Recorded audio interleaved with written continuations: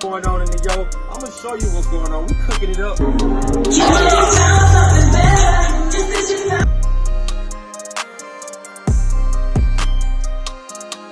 Said too much.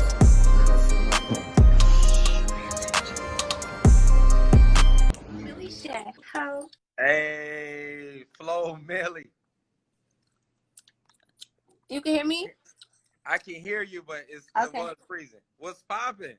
Hey, what's up? What did you What's do? good? Hey, you tell me. You know, I'm Yo. just out here living life. I know, right? How's life during the quarantine? It's pretty good for me because, like, I just been in the studio for real. So that's all I've been worried about is this project I'm coming out with. So it's been straight for me. I've been doing the same shit. Quarantine ain't new to me, so. Right. So let's jump into what new project you coming out with. I'm not gonna say the name because, you know, people be copying shit. So I'm just gonna tell y'all, like, expect the project around like summertime. But I got something for my fans since they've been waiting for so long. So yeah. Okay. So yeah, you know, I've been following you for a minute. So first of all, let's tell everybody where you from. I'm from Mobile, Alabama, 251. Hey, MOB. Yeah, so I'm from the South. Like, I mean, I've been living here my whole life, so I don't know. But a lot of people don't tell me I sound like I'm from Alabama. So You don't sound like you from Mobile. What part of Mobile you from? Let's really get it. What part of Mobile? Let's get into it. So I'm from West Mobile, but I kind of grew up like in, I don't know if you know the area, like kind of close to DIP. Like, I grew up over there like for a couple years, and then we moved to Pritchard for like 2 years, and then I moved to West Mobile. So I kind of been everywhere, but for the most part, West Mobile. Right. Yeah. All right, so you know I was raised in Mobile as well. I stayed in Pritchard, Somerville, and DIP. So you know. Oh yeah, I know what's going on. What's good? So yeah, man. So listen, you have an interesting story to tell. You know, so you've been doing music since you was 11. Even with the little group you started in middle school, Real and Beautiful. Yeah, it was called Real and Beautiful. Yeah. We changed it to Pink Mafia, but yeah, that was before. So. Wow. So what changed? Like, you've been doing music and like you popped so fast. You know, I know the Beef Flow mix was your outbreak, but like what happened? Yeah. What changed from the middle school rap group to now? So a lot of people say like it happened fast, but for me it didn't really happen fast because like you got to think on my perspective. I've been rapping since I was 11, so for me it took like 10 years, but I didn't really start taking it serious till like 2017. So around that time, I think I had like I want to say I was depressed, and then like I just started writing music to like cope with it. So that's what made me want to get back on it. Just seeing that I could like come up with some shit while I'm sad. So I don't know. It's just like, and then plus I had a passion for it. So I don't know. It just kind of happened. But. Okay, because I mean, you've been taking care of yourself. You've been doing your thing. Like, I've been, you know, keeping up with you. Like, you a very independent woman. You know what I'm saying? Thank you. This means a lot to you from what you got going on. You know what I'm saying? From the Beef Flow, the Not Friendly, and the Party. Like, how was it to make #2 on the top 50 on Spotify last year? Bro, that shit was crazy. I'm gonna tell you, like, I thought that was Photoshop. Cause like I was right behind Lil Nas X, and I was like, "What the fuck?" Like, cause I'm still. You gotta think when that shit happened, I was still kind of like in college. Like I was still in college when that shit was blowing up. So, like for me, I was just like, "Huh?" Like it didn't really hit me until I started, you know, traveling and stuff, and like I started coming across people in the industry. Like that's when it really hit me. But at first, when I seen the Spotify thing, I was like, "So." What does that mean? Like, you've been popping, man. Yeah. That's big for Mobile. I think you putting on for the city. And I was excited to do an interview with you, like I say, because I was raised there.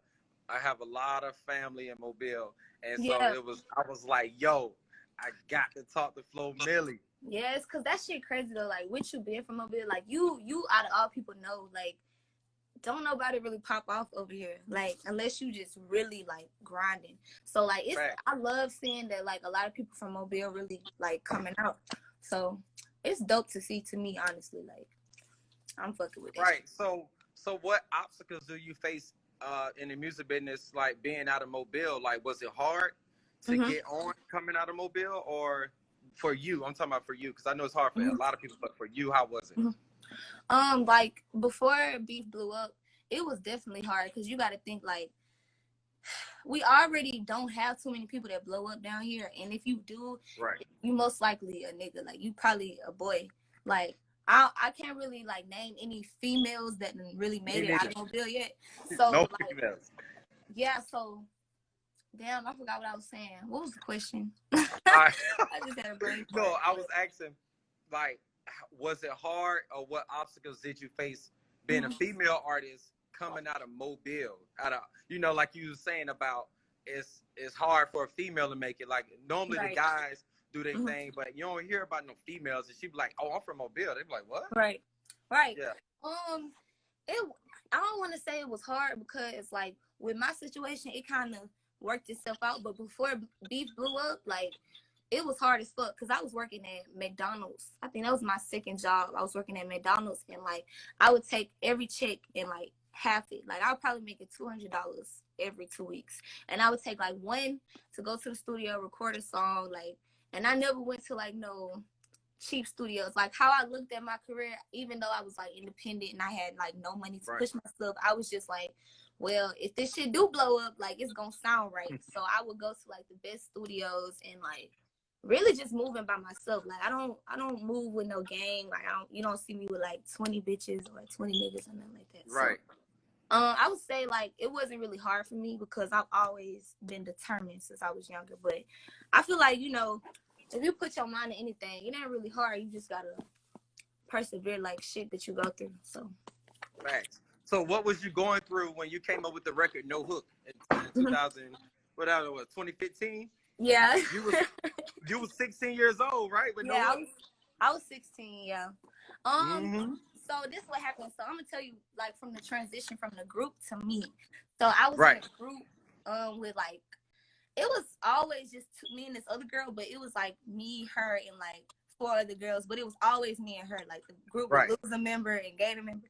So after that, like, I want to say we stopped being friends. You know, it's no bad blood or nothing. We just stopped being friends or whatever.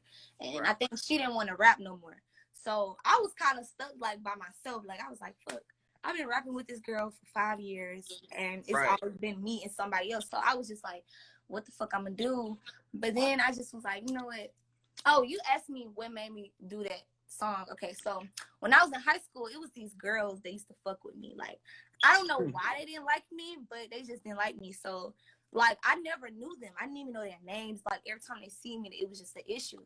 So, like, I was a straight A kind of student, and I never really was with the drama and shit. So I was just like, fuck it, I'm finna kill these hoes on the mic. So I just started writing down the shit that would piss me off, and, like, I made a song about it, and then what high school you went to in Mobile? I went to Baker. You went to Baker? Okay. Yeah, I went to Baker. That's where my mama went to, but yeah, she wouldn't let me go to no other school. Like, I wanted to go to Murphy or Blunt, but she just wouldn't. Yeah, my folks went to Viga and went to Blunt. Oh yeah, my grandma went, so I really wanted to go there, but I don't know. Everything happened for a reason, so. All right, so you dropped Not Friendly and My Attitude. Like, you was dropping all these records. You got so much energy and there's so much spice. Like, when you're Flo Milli shit, you be like, yeah, she's coming with it. She's not playing. She got a message. So, like, what changed? Like, how you get the record deal? Like, you from Mobile as a female artist, paying for your own shit, doing your own thing, and, like, grinding. And then shit just like, whoa. You know what I'm saying? Like, how was it? How did you get the record deal?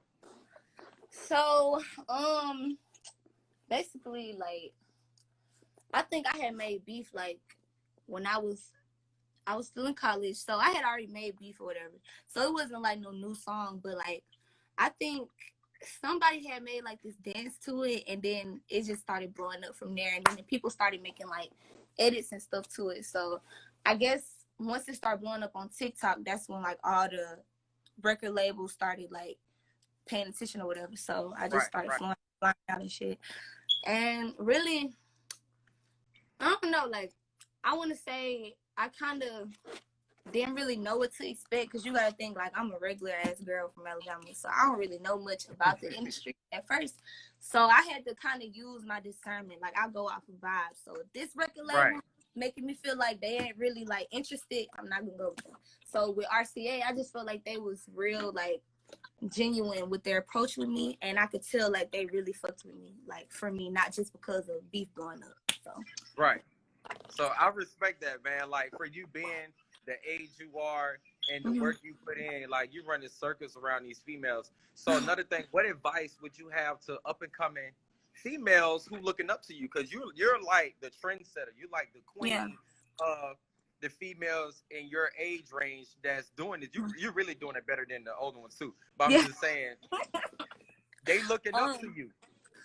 Yeah. What's your advice to them? My advice that's up and coming rappers. Up and coming female rappers? Yep. I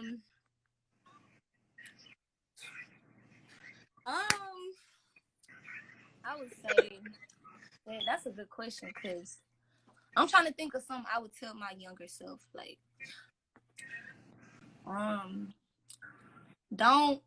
do not listen to what the fuck the trolls be saying. Cause like, you know, like not being, I'm adjusting to this shit, but like at first I wasn't used to like people talking shit about me so much. Like, like the wildest shit, they would say the wildest shit, and I couldn't really do nothing about it. So really, I would say, you know, up and coming, if you got like a fan base, like focus on the positive shit. Don't focus on like the negative bitches and all that extra shit. Focus on, you know, always remember why you started. Don't like let the obstacles, cause it's some obstacles in this shit. Like it's not as easy as it looks. So when you do come across it, always remember why you started. So facts. So what inspired you to be an artist? So I used to watch 106 in Park when I was little, and I don't know, like I'm gonna just keep it real. Like Nicki was coming up when I was 11 and 10, so that was who I looked up to. That was the only female rapper really in the game at the time. So I saw her, like I think I saw a video on 106 in Park. And ever since then, I just was like, damn, like, I want to do that. So I just started writing ever since then, and we here. Right, thanks. So basically, what happened, like, after you dropped the beat flow, that was crazy. Then you came out, you got In the Party. How did that do for you? In the Party, I ain't gonna lie, I didn't think In the Party was gonna do well, because I don't know why I thought that, because my best friend, she was like, girl, shut up. That song finna blow up. And I was really, like, stressing, like, the first week. I was like, bro, this shit ain't doing nothing yet. But I don't know why I be stressing like that, because I know I'm talented. But anyways, yeah. I really like In the Party. Thank you. That thing, the beat hard. Like, where you find, who produced it? It was this dude named Ray Sam. He produced like songs for Lil Tucker and NLE Chopper. So I was scrolling on YouTube and I saw the beat, and it's just like ever since I heard it, I was just like, I gotta snap on this. So that shit was hard. I was like, okay, she got something to say. Yeah, she got something to say. So what can we expect from you after all this quarantine, COVID-19? What can we expect from Flo Milli shit? What we doing? So y'all can expect definitely more music. Okay. I'm trying to get a tape out by summer, and I want more visuals to be out. I want to start doing vlogs too, so like my fans could see what I be doing to know you and shit. Yeah, so I want to start just interacting more with my fans and shit, because I do realize I be working so much. Like I don't be getting on live and shit. I just be, you know. But I'm gonna start doing more like entertainment for my fans. So yeah. Right. I think you're doing a good job, man. I'm really happy. I'm proud. I'm acting like I've been knew you forever. Like I'm just proud of the grind and the work you never gave up, you know, no matter what. So is there any artists in the industry that you want to work with that you haven't with already? Yes, I want to work with the baby. I don't know. The baby? Yeah, I want to work with him so bad because I feel like he like the male version of me. So I got him. Okay. I can see him on that In the Party remix. Hell yeah. Yeah, he'll snap. Yeah, because you know He'll he a Capricorn, so I'm a Capricorn, so we already got the same type of traits. So I know we're gonna mesh well. So. Right, Yeah. your birthday January 9th, right? Yep, January 9th. Okay. All right, Miss Capricorn. All right, so I really thank you for checking in and doing this interview with me. I really appreciate it. You putting on for Mobile. You know what I'm saying? Keep going. You know what I'm saying? Thank you. Thank you for having me. And if y'all haven't yet, go stream Eat It Up right now. It's on all platforms. And yeah, 251 shit. Mobile taking over, baby. Period. Hey, MOB in it, bit. All right. Thank you. All right. All right.